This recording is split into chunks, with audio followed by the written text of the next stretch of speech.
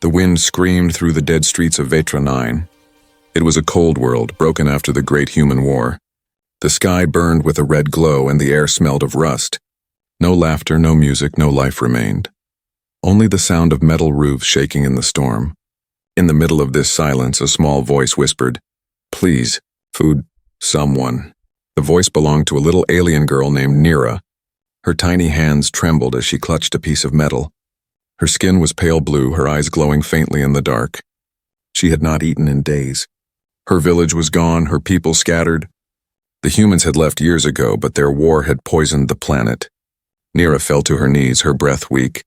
Her tears froze as they hit the cold ground. "Please, help me!" She cried again, but there was no answer. Only the howl of wind and dust. Then from the shadows a figure appeared, a tall woman with silver markings on her arms, Lyra. She looked tired, her clothes torn, her eyes full of sadness. When she saw the girl, she stopped. Her heart twisting with pain, Lyra remembered hunger. She remembered crying the same way once, but helping a stranger was dangerous. On Vetra 9, every piece of food was worth a life. Still, she stepped closer. "Who are you, little one?" she asked softly. Nira looked up, her voice shaking. "I'm hungry. My sister, my mother, gone." Lyra sighed, looking around the empty ruins. She had nothing left either, only a few drops of water and one broken hope. Her people blamed humans for everything. They said it was humans who burned the cities and took their future.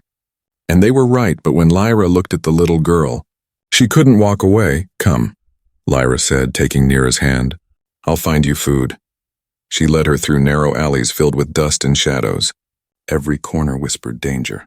Lyra's eyes kept moving, watching for patrol drones that still searched for life. They reached an old metal shelter half buried in sand. Inside it was cold but safe. Lyra placed Nira near a broken heater.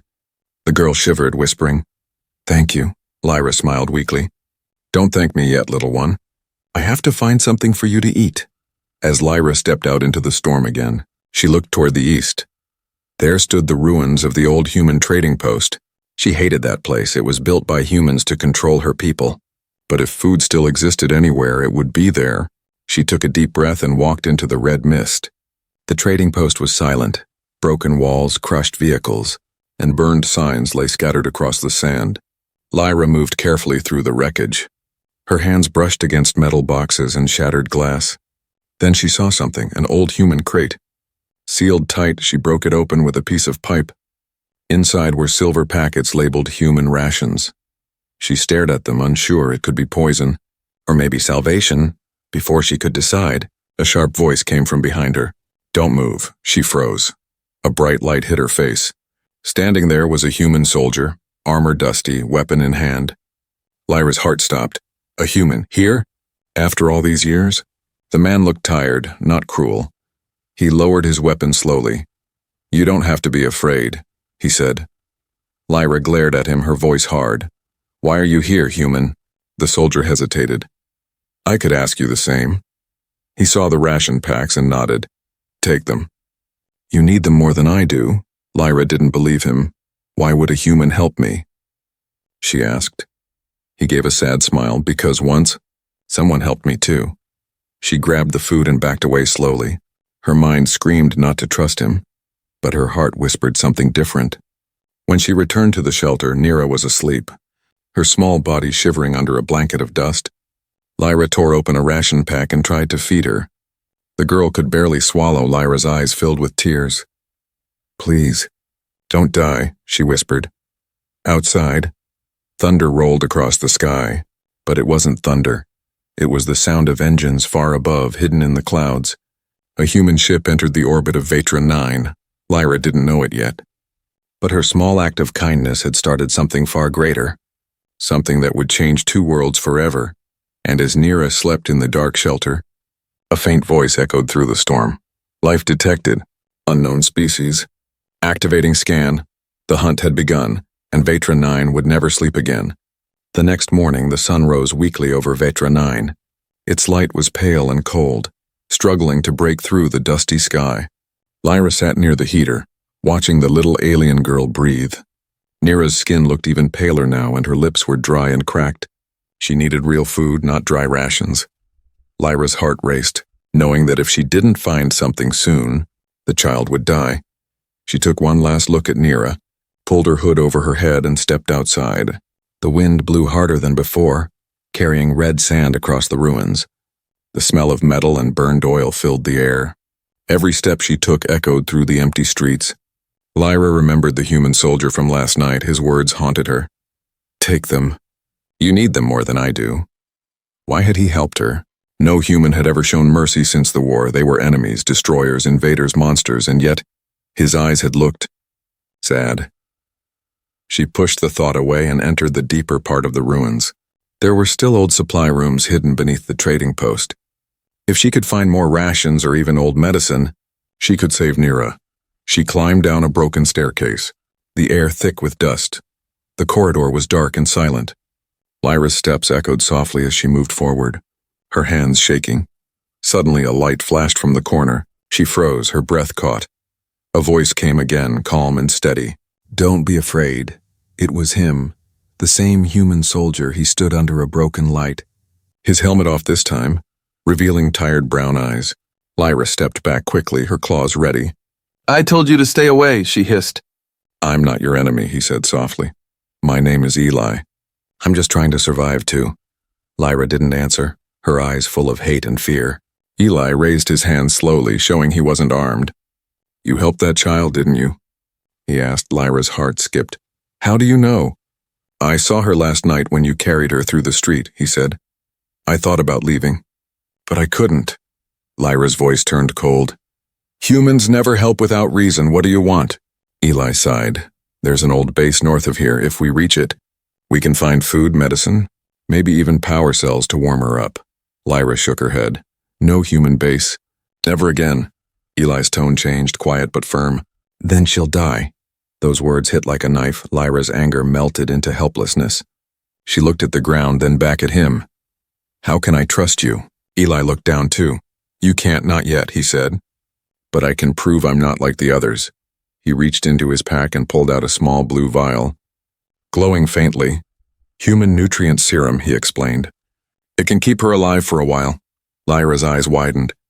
She didn't move as Eli gently placed the vial on a metal crate between them. Then he stepped back slowly. No tricks, he said. Take it to her. She's just a child. Lyra hesitated for a long moment, then grabbed the vial and ran. She didn't look back, didn't thank him. Her heart beat fast as she rushed through the streets back to the shelter. When she reached Nira, the girl was barely breathing. Lyra poured a drop of the glowing serum between her lips. For a few seconds, nothing happened. Then Nira's chest moved, her eyes flickered open. Lyra, she whispered weakly. Lyra hugged her tight, tears falling down her face. It's okay, little one. You'll be okay, but deep inside, fear grew. That human, Eli, he knew where they were. He could come back or worse, lead others here. Hours passed. Lyra stayed awake, listening to every sound outside. The storm had quieted, but her thoughts had not. Suddenly, she heard movement. She grabbed her blade and stepped to the doorway. A shadow stood there. Eli again, he held his hands up. I'm not here to hurt you, he said. They're coming. Lyra's voice rose. Who? Eli looked around nervously. The authority patrol. They detected movement last night. They'll destroy this sector to make sure no life remains. Lyra's eyes widened in shock. If you stay here, you'll both die, he said. Come with me. Lyra looked at Nira, sleeping peacefully for the first time. Her mind screamed not to trust him, but her heart whispered again. This human had saved the girl, and now he was offering to save them both. She looked back at him and asked, Why are you helping us? Eli's eyes softened. Because once a little girl cried for food on my world too, and no one listened. Silence filled the room. Lyra didn't speak, but she lowered her blade. Outside, the wind began to rise again. The storm of fate was coming closer, and deep in her heart, Lyra knew this rescue would break every law of the galaxy. But sometimes the forbidden choice is the only right one. The storm had calmed, but inside Lyra's heart, another storm was growing. She sat near the sleeping child, staring at the faint glow of the heater. Eli, the human soldier, had gone quiet since the night they escaped the old shelter. Now they hid in a deep cave beneath the mountains of Vetra 9. The air was cold, the ground wet, and every sound echoed like a whisper of danger. Nira's breathing was soft but weak. She was alive only because of the nutrient serum Eli had given. Lyra had watched her sleep all night. Afraid that if she closed her eyes, the girl might stop breathing, Eli sat near the cave entrance, watching the horizon through his scanner. He hadn't spoken much, but Lyra could see something heavy in his eyes. Something that wasn't just duty, it was guilt. When morning came, the pale sun broke through the clouds. Eli turned to her and said quietly, "We can't stay here." Lyra didn't answer. He continued, "The authority patrol will scan this area next. They destroy anything that moves." Lyra's voice was cold. "Then maybe they'll destroy you first." Eli smiled sadly. "Maybe they should." She looked at him with confusion. He sighed and said, "I'm not proud of what humans did here, Lyra. I came back because I wanted to make it right." Lyra frowned. "Make it right? You think one human with a soft heart can fix what your kind broke?" Eli looked down, his hand brushing the dust on the cave floor. "No," he said softly, "but I can try to save what's left." Silence hung between them for a long time. Finally, Lyra asked, "What do you really want from me?" Eli hesitated, then spoke. "There's something buried in the ruins north of here, a power source ancient and strong created before the war." Lyra narrowed her eyes. "A weapon?" "No," Eli said quickly. "It's a human AI core. It can restore power, create food, water, rebuild systems, everything your people lost." Lyra's eyes flickered with disbelief. "And you expect me to help you find it?" "Yes," he said, "because I can't reach it alone. The tunnels there are protected by your people's old biolocks. I need someone with alien DNA to open them." Lyra's heart pounded. She wanted to refuse, to scream that she'd never help a human again, but Nira's weak breathing echoed behind her. The thought of losing the child burned like fire. "What's in it for me?" she asked. Eli looked her straight in the eyes. "Life. For her and maybe for all your kind." Lyra stepped closer, her voice shaking. "And what if this AI turns against us? What if it belongs to the humans who destroyed everything?" Eli didn't answer for a moment, then said, "Then I'll destroy it myself." Lyra studied him, trying to read the truth behind his words. There was no lie there, only exhaustion and something she didn't expect. Hope. She turned away, walking toward the cave wall. Her hands trembled, her mind fighting itself. Every story she'd heard said humans were devils wrapped in skin, but this one gave her food, medicine, and now a chance. Still, the price felt too high. "Help a human," she whispered to herself, "and lose your soul." When she looked back at Eli, his gaze was still waiting, patient but full of quiet pain. She realized he was giving her a choice, not forcing it. Lyra looked at Nira again. The girl's small chest moved slowly. Too slowly, Lyra's throat tightened. She remembered her own sister who had died during the first famine. She couldn't let it happen again, finally. She said the words she never thought she would. "I'll help you," she whispered. "But not for you. Not for humans, for her." Eli nodded, his expression softening. "Fair enough," he said quietly. "Then we make a deal." Lyra stepped closer, the glow from the heater lighting her face. Her voice was steady now. "This is my soul you're asking for, human. If you lie to me, I'll make sure you never see another sunrise." Eli met her eyes and replied, "Then I won't lie." For a moment, they just stood there, two enemies bound by the same desperate hope. The sound of the wind outside grew louder, as if the planet itself was listening. Lyra turned toward the sleeping child one last time. She knelt beside her, brushing her fingers through Nira's soft hair. "Sleep, little one," she whispered. "I'll bring the light back for you." Then she rose and looked at Eli. "Let's go find your machine." As they stepped out of the cave, the red light of Vetra 9 painted their faces. Above them, the clouds swirled in strange patterns, like eyes watching from the heavens and deep below under the mountains. Something ancient stirred, waiting for them to arrive. Lyra didn't know it yet. But the deal she made that day would change not only her soul, but the fate of two worlds. The desert of Vetra 9 stretched endlessly under a red sky. Lyra and Eli walked side by side, their shadows long and thin against the dust. They had been traveling for 2 days, following the broken path toward the old human facility. The air was thin, and the ground trembled from time to time as if the planet itself was tired of surviving. Nira stayed behind in the mountain cave with a small energy heater. Lyra's heart ached every time she thought of the child's pale face. Each step she took was for her, for the chance to bring her food, warmth, and life again. Eli carried a scanner on his wrist, its faint green light blinking as they walked. He spoke rarely, but when he did, his voice carried both fear and hope. The core should be somewhere beneath the ruins of Outpost Delta, he said quietly. Lyra frowned. That was a human research center. Wasn't it? Yes, Eli replied. But it wasn't built for war, it was built to save worlds like yours. Lyra gave him a cold look. Then why did you destroy them instead? Eli had no answer. He only looked down at the sand, his silence heavier than any words. When they reached the ruins, Lyra stopped in awe. Towering metal frames rose from the ground like bones of a dead giant. Half-buried machines groaned softly as the wind blew through them. The air smelled of rust and old energy. This place, she whispered, it feels alive. Eli nodded slowly. That's because it still is. He led her through a cracked corridor, its walls covered in strange symbols and warning lights. Lyra brushed her hand across the cold metal. It hummed under her touch, recognizing her alien DNA. A door clicked open with a faint hiss inside. The darkness glowed faintly blue, the heart of the old world still beating. At the center of the room stood a massive structure made of glass and steel. Inside it was a glowing core pulsing like a living heart. This is it, Eli said softly. The human AI, Project Luma. Lyra stared at the light, her voice almost a whisper. It's beautiful. Eli stepped closer to a control panel and placed his hand on a scanner. The machine beeped, lights flickering across the walls. A calm female voice echoed through the chamber. Human identity confirmed. Welcome back, Commander Eli Drayden. Lyra's eyes widened. Commander? Eli looked away, ashamed. A long time ago, the voice continued. System integrity. Damaged but functional. Do you wish to initiate revival protocol? Eli hesitated, then looked at Lyra. This will drain the planet's remaining power, but it will restart life support systems. It can make the air clean again. Water pure, crops grow. Lyra's face turned pale. Drain the planet? You mean it will die first to live again? Yes, he said quietly. It's the only way. Lyra's hands clenched, her mind torn.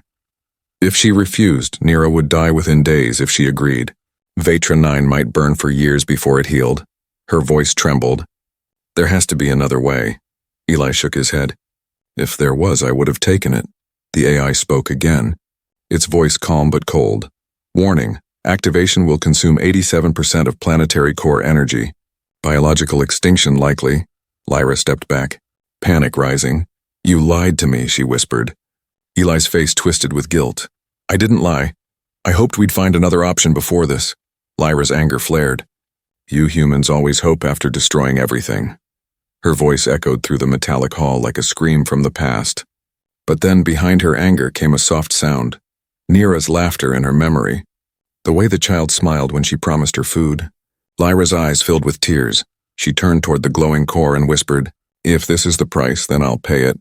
Before Eli could stop her, she stepped forward and placed her hand on the activation panel. Authorization override accepted, the AI said. Eli shouted, Lyra, wait. But it was too late. A surge of blue light exploded through the room. The walls shook, the floor cracked, and the air burned with raw power. Lyra screamed as energy shot through her body. The AI's light filled her veins, her eyes glowing bright silver. Eli rushed to pull her back, but the machine wouldn't let go. Alien biological energy compatible, the AI announced. Fusion protocol activated. Eli's heart pounded. Stop it. She'll die, the AI replied coldly. Correction. She will live differently. When the light finally dimmed, Lyra fell to her knees, gasping. Her skin shimmered faintly, her voice shaking. What did it do to me? Eli knelt beside her, awe in his eyes. It connected you to the planet, he whispered. You're part of it now. Outside, the dead wind stopped. The red sky began to fade into soft orange. The air changed, warmer, lighter. The planet took its first breath in centuries. And at that moment, so did Lyra. Eli looked at her, still kneeling before the glowing machine, her eyes shining like starlight. You brought life back, Lyra, he said softly. But Lyra's voice was distant. No, she whispered. The planet just borrowed my soul. Above them, the first green light appeared in the sky, and far away in the cave, Nira opened her eyes, smiling for the first time. For the first time in years, Vetra 9 felt alive again. The red dust began to settle, the air turned softer, and the sky shimmered with thin rays of light. But peace never lasts long on a cursed world, especially when power awakens that should have stayed sleeping. Lyra sat on a rock near the glowing ruins, her hands still trembling. Her veins faintly glowed with silver light, a mark of her bond with the AI core. Eli stood beside her, scanning the horizon with tense eyes. The machine behind them hummed quietly, like a giant heart breathing under the sand. "You should rest," Eli said softly. Lyra shook her head, her voice calm but distant. "I can feel it, the planet, it's breathing again." Eli nodded. "You saved it." Lyra turned her eyes to him. "No, I changed it, and it changed me." For a moment, silence filled the air. Then the AI's voice echoed from the chamber. "Warning, external interference detected." Eli's head snapped toward the sky. Through the thin clouds, faint shadows appeared, ships. Large and fast, Lyra's pulse raced. "Who are they?" Eli's voice turned grim. "The Galactic Authority." They must have detected the AI activation. Lyra's heart sank. The Galactic Authority had forbidden all use of human technology after the war. To them, humans were a danger, and any alien helping them was a traitor. "They'll destroy this place," she whispered. Eli tightened his jaw. "Then we don't let them." He began pulling out old weapon crates buried under the sand. Lyra watched him in confusion. "You planned for this?" "I hoped it wouldn't happen," he said, opening one crate. "But I always knew it would." Inside were energy rifles, small shields, and a dusty command transmitter. Lyra frowned. "You think you can fight an entire fleet?" Eli smiled faintly. "No, but I can slow them down." The ground trembled as the first wave of drones descended from the sky. Metal wings unfolded, red lights glowing like eyes. Lyra's instincts kicked in, the AI in her veins humming with energy. "I can feel them," she said, her voice sharper now. "The planet senses their movement." Eli handed her a rifle. "Then let's make them regret coming here." The first drone fired, a beam cutting through the air. Eli dove aside and returned fire. The blast echoing through the ruins, Lyra raised her hand instinctively, and to her shock, the beam bent around her, her energy pulsed, forming a faint barrier. Eli stared, amazed. You deflected that?" Lyra looked at her glowing hand, breathless. "I don't know how. It just happened." The fight grew fierce, lasers flashing across the ruins. Eli shouted commands, and Lyra used her strange connection to redirect energy beams. The AI's voice guided her through every move. "Adjust frequency, increase charge. Protect Commander Drayden." Lyra laughed bitterly between shots.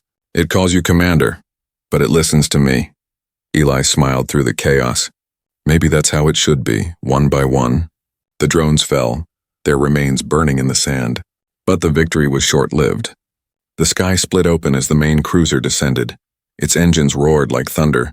Casting a long shadow across the land, Lyra's heart pounded. "They're bringing orbital weapons." Eli looked at her with grim determination. "Then we run." They rushed back into the facility, alarms echoing around them. The AI's voice turned urgent. "Evacuation impossible." "Containment breach in progress." Lyra touched the core, feeling its pulse through her veins. "What if we move you?" she asked. "Impossible." The AI said, "Power link to planetary systems established." "Removal will cause collapse." Eli's face hardened. "Then we can't stay here." Lyra looked at him with fire in her eyes. "We're not leaving Nira." They sprinted through the tunnels, escaping just as a massive explosion shook the ground. Flames erupted behind them, and the air grew thick with dust. When they reached the open desert, the sight broke their hearts. The ruins of Outpost Delta were collapsing into the earth. Lyra fell to her knees, screaming, "No!" Eli pulled her up. "It's not over. We still have the AI link inside you, remember?" Lyra blinked, realizing his words were true. The machine's energy still flowed through her blood. The planet's breath still lived inside her. They hurried back toward the mountain cave where Nira waited. Each step grew harder as thunder rolled across the horizon. But it wasn't thunder. It was the Authority fleet preparing to fire again. When they finally reached the cave, Nira ran to Lyra, her small arms trembling. "Lyra!" I felt the ground shake. I was scared. Lyra hugged her tight, tears in her eyes. "I promised I'd come back." Eli watched them for a moment, his heart heavy. He looked up at the sky where dozens of red lights now hovered. "They won't stop," he whispered. Lyra stood, her silver eyes glowing brighter. "Then neither will we," she said. The wind howled again, carrying the dust of a dying world, but this time, it was not the sound of fear, it was the sound of resistance. The storm of war was coming and Vetra 9 was ready to rise again. The night sky above Vetra 9 burned red. Dozens of Galactic Authority warships hung like black scars against the clouds. Their engines roared, shaking the air and the ground beneath. Lyra stood on the cliffside, silver light glowing faintly through her veins beside her. Eli loaded the last of their power cells into the small shuttle hidden among the rocks. They had no army, no backup, no chance of victory. But they had something stronger, hope. Hope born from a dying planet that refused to give up. Once they find us, they'll destroy everything, Eli said quietly. Lyra turned to him, her eyes glowing like twin stars. They already destroyed everything, she replied. But this time we fight back. Nira sat inside the shuttle, clutching a small metal pendant Lyra had given her. She was stronger now, no longer the weak child crying for food. But fear still showed in her big eyes. Lyra, will the ships hurt us again? She asked softly. Lyra smiled gently and brushed the child's hair. Not if I can stop them. Outside, thunder shook the mountains. Eli looked toward the horizon, where bright red beams flashed in the distance. The fleet's charging their cannons, he said. Lyra closed her eyes, feeling the hum of the planet through her blood. I can sense it too, she whispered. The planet's energy is waking. It's angry. The AI's voice echoed faintly in her mind. Hostile activity detected. Planetary defense unavailable. Survival probability 6%. Lyra took a deep breath. Then let's make that 6% count.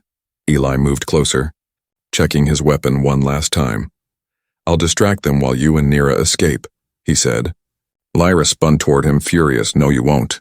You don't have to die here, he said. Lyra's voice turned sharp. Neither do you. For a long moment, they just stared at each other. Two survivors from two broken worlds. Bound not by war but by something deeper, trust. Eli finally smiled, tired but sincere. Then we do this together. The first explosion hit the mountain ridge. Rocks rained down as dust filled the air. Eli fired toward the sky. His shots cutting through the darkness. Lyra raised her hand, and a wave of silver light burst from her palm. The beam struck one of the drones, shattering it into pieces. The AI's voice pulsed through her again. Energy output increasing. Biological host nearing critical limit. Lyra gritted her teeth. Keep going. Every pulse of energy burned through her body. Her blood shimmered like liquid fire. But she didn't stop. The battle raged across the cliffs. Explosions painted the night sky. Eli shouted over the noise, Lyra, they're targeting the core inside you. They know you're connected. Lyra gasped, realizing the truth. If they killed her, the AI's link would die too. They didn't just want to win. They wanted to erase her from existence. Another blast struck near them, throwing Eli to the ground.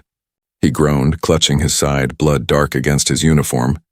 Lyra rushed to him, kneeling beside him. Eli, stay with me, she cried. He smiled weakly. Still not. Giving up? Tears filled her eyes. You saved me once, now it's my turn. She stood, energy swirling around her like a storm. Her voice echoed through the mountains. Vetra 9, hear me, she whispered. I am your voice now. The ground trembled as glowing roots of light spread across the surface. The planet responded. Lightning burst from the sand. Striking the descending ships one by one, the drones exploded in flames. Eli looked up, his eyes wide. She's controlling the planet, he whispered. But the power was too much. Lyra screamed as her body began to dissolve into light. The AI's voice spoke again. Calm yet full of emotion. Fusion complete. Consciousness merging. Lyra's final words were soft but strong. For Nira, for Vetra 9, for all who deserve to live. The energy exploded outward. A brilliant wave of silver light that covered the land. Every ship, every drone, every weapon vanished in a flash. The red sky turned white for a moment, then silent. When the light faded, Eli lay on the ground, weak but alive. He looked around. The fleet was gone. Only ashes drifted through the quiet air. He crawled toward where Lyra had stood. But she wasn't there, only a faint shimmer remained. Her voice echoed gently in his mind. Take care of her, Eli. He bowed his head. Tears falling freely, the storm was over. But the price was everything. When the dawn came, Nira stepped out of the shuttle. The sky above was no longer red, it was blue. Soft rain began to fall for the first time in years. She looked at Eli, who was staring into the sky. "Where's Lyra?" she asked. He pointed upward, his voice trembling. "She's everywhere now." The wind brushed through the valley, carrying a soft whisper, the voice of Lyra, gentle and endless. "I didn't die, little one. I became what this world needed." And in that moment, the planet Vetra 9 took its first full breath, not as a graveyard but as a world reborn. Years passed since the night the sky burned over Vetra 9. The planet that once lay in ruins had begun to heal. The red dust was gone, replaced by soft green fields and glowing rivers. Flowers with silver petals grew where the old war machines had fallen, and the wind no longer screamed, it sang. Children played in the valleys where once only silence lived. Among them was a young woman with pale blue skin and bright eyes. Her name was Nira, the same child who once cried for food in the dark. Now she walked among her people as a symbol of life. Everywhere she went, the air shimmered faintly, as if the world itself smiled when she passed. At night, when the stars shone over the horizon, Nira often sat near the cliffs. She looked up at the sky where a faint silver light still glowed. It wasn't a star, it was Lyra. Her spirit had become part of the planet and the sky. The AI had merged her soul with Vetra 9's life force, and through that bond, Lyra's voice still whispered across the wind. Soft, calm, and full of love. "Are you proud of me, sister?" Nira would whisper, and the wind would answer. Always. Eli still lived. Though time had aged him, his hair had turned gray. But his eyes still carried the same fire. He had become the guardian of the valley. The humans who returned to Vetra 9 didn't come as conquerors this time. They came as friends, builders, and healers. Because the legend of the human and the alien sister had changed everything. One evening, Nira visited Eli near the memorial stone at the center of the valley. The stone shimmered faintly with glowing letters. 2 names were written there, Lyra of Vetra and Eli Drayden of Earth. Nira placed a small flower beside it and smiled. She would have laughed at this, she said softly. Eli chuckled. She never liked people making a fuss. Then his voice broke a little. But she deserved the stars. They stood in silence for a moment, listening to the wind move through the new forest. Above them, glowing shapes of light danced in the sky. Not ships, but living energy patterns. Creatures born from the planet's core. Lyra's gift to her people. "The world is alive," Nira whispered. Eli nodded. Because she became its heart, later that night. Nira walked alone to the edge of the old ruins. The place where Lyra had vanished, the air was calm, filled with silver dust that floated like fireflies. She knelt and placed her hand on the ground, feeling its warmth. "Lyra," she said softly, "I'm scared sometimes. The humans and our people are trying to live together, but it's hard. They still argue, they still fear." For a long moment, there was silence. Then the ground hummed gently, and the wind carried a familiar voice. "Fear is not the enemy, little one. Silence is. Keep speaking, keep reaching. That's how worlds heal." Nira smiled through her tears. "You're still teaching me." The voice faded softly. I never stopped. Far above, the stars shimmered brighter, and in the orbit of the planet, a human vessel floated quietly. Not a warship, but a colony ship. Its captain, a young woman with dark skin and silver eyes, looked down at the planet and whispered, "Home." She was one of the new generation, children born from both human and alien heritage, the first bridge between 2 worlds. And deep in her genetic code was a spark of the same light that once flowed through Lyra's veins, a legacy of connection, of courage, and of love. On the surface, Nira stood watching the stars. She saw the ship's light moving gently through the night and felt a sense of peace. "See that, Lyra?" she whispered. "Humans are not leaving this time, they're staying," the wind replied. Soft and warm, I know. Eli joined her, his steps slow but steady. "The world is changing again," he said. Nira smiled. "Because she changed us first." He nodded, looking toward the horizon. "She taught us that a soul isn't bound by blood, or race, or even flesh," Nira finished his thought. "It's bound by choice." They watched as the sunrise broke across the valley. Golden light touched the trees, the rivers, and the silver stone of Lyra's memorial. Bird-like creatures rose into the air, their wings sparkling in the dawn. Eli turned to Nira and smiled. "She would have loved this," Nira nodded. "She still does." And as the new day began, a gentle wind swept through the land. It carried the faintest whisper, Lyra's voice, peaceful and eternal. I gave my soul to save 2 worlds, but what I truly gave was a reason for them to believe again. The light spread across Vetra 9, soft and pure, a planet once broken, now reborn through sacrifice and love, and in that moment, the story of the alien girl who cried for food and the sister who sold her soul to a human became legend. A legend whispered not in fear or sorrow, but in hope, for even in the coldest universe, one heart can still warm 2 worlds.